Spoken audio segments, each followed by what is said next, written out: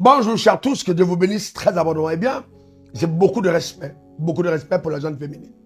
Quand je lis ma Bible et je vois ce que Dieu a été à même de faire avec les femmes, je me dis waouh, c'est extraordinaire. Cette histoire d'Anne, la mère de Samuel, qui, alors qu'il y avait un festin, a refusé de manger comme les autres et s'est enfermée, est allée à l'autel, commencé à prier, et s'est rendu compte que Dieu avait besoin d'un prophète.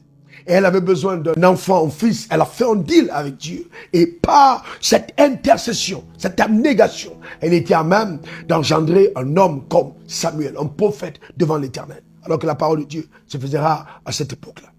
Je pense aussi à Anne, cette autre Anne du Nouveau Testament, la prophétesse, mariée pendant 7 ans. C'est-à-dire, au plus, à 25 ans, elle était déjà veuve. Elle a vécu 84 ans, c'est-à-dire qu'elle a eu environ 50 ans de veuvage. Mais elle priait pour l'avènement de Christ. Quand Jésus est arrivé au temple, elle a reconnu que c'était le Messie. Pourquoi? Parce qu'elle a engendré avec Simeon, notre intercesseur, l'avènement de Jésus sur la terre des hommes. C'est-à-dire que les femmes sont capables de choses extraordinaires.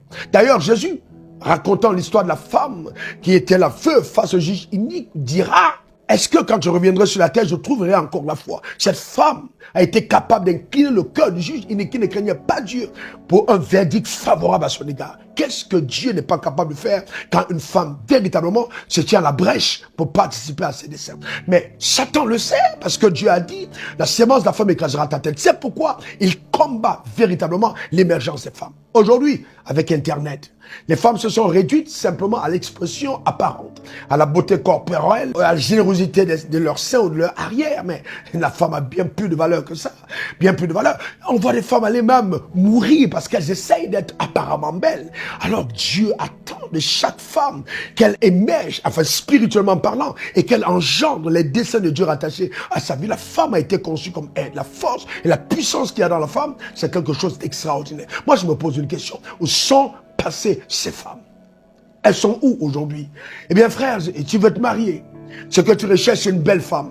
Attention, la Bible dit, celui qui trouve une femme vertueuse a trouvé le bonheur. C'est pas toute femme qui est une bonne femme, mais une femme vertueuse. C'est une espèce en voie de disparition. Où sont ces femmes capables de se tenir pour les desseins de Dieu et d'amener sur la terre des hommes la manifestation de son haut conseil?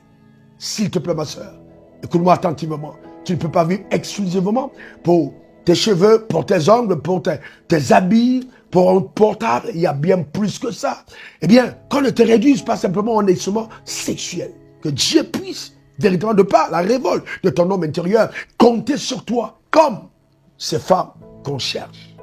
Ces femmes rares, ces femmes capables, justement, de coopérer avec le plan de Dieu afin qu'elles fassent partie de celles qui, dans la postérité de Christ, participe à écraser la tête du serpent. Tu es capable de bien plus que ce que la société veut que tu puisses apparaître ou te contenter d'être. S'il te plaît, retrouve ta valeur, retrouve ton standard. Homme, s'il vous plaît, arrêtez de diminuer les femmes en les considérant simplement comme des objets sexuels. Ce sont des partenaires de vie et de destinée. Enfin, du moins, si elles-mêmes en prennent conscience.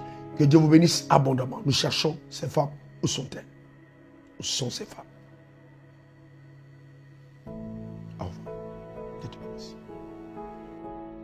Suivez le révérend sur les réseaux sociaux, Facebook, Instagram, Twitter et YouTube.